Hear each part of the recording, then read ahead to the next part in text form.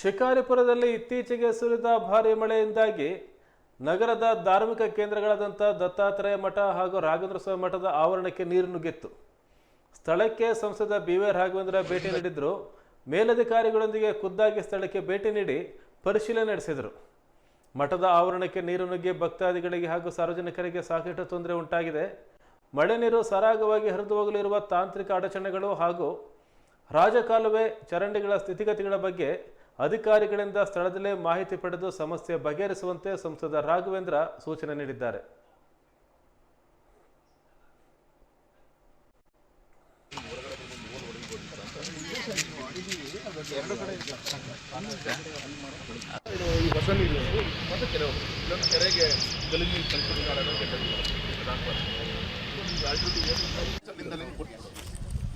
Road ಪಕ್ಕ ಆ ಥರ ಒಂದು 2-3 ಕೊಟ್ಬಿಟ್ರೆ ಅವಾಯ್ಡ್ ಆಗುತ್ತೆ.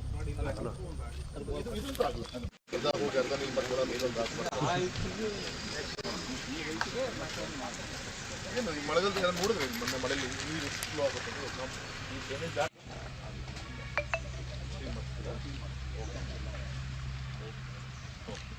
ಬರ್ತೈತಲ್ಲ ಎತ್ತರನೇ ಹಾಕ್ತೀವಿ.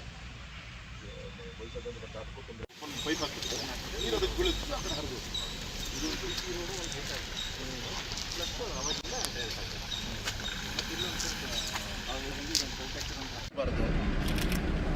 ಮತ್ತು ಈ ಚರಂಡಿಗೆ ಕೇವಲ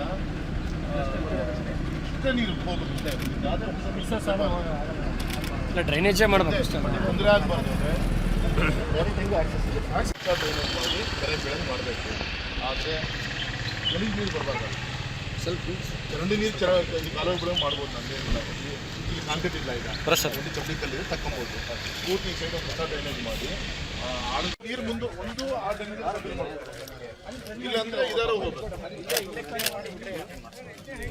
ಆಗಿದೆ ಸರ್, ಇಲ್ಲಿ ಕ್ಲೋಸ್ ಮಾಡಿದ್ರೆ ಸರ್ ಇಲ್ಲೇ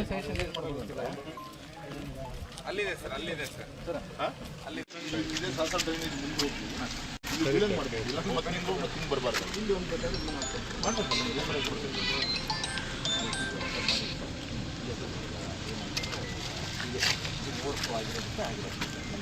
ಬೇರೆ ಔಷಧನೇ ಇಲ್ಲ ಸರ್.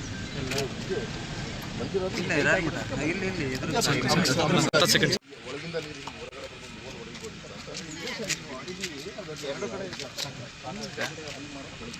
ಈ ಹೊಸ ನೀರು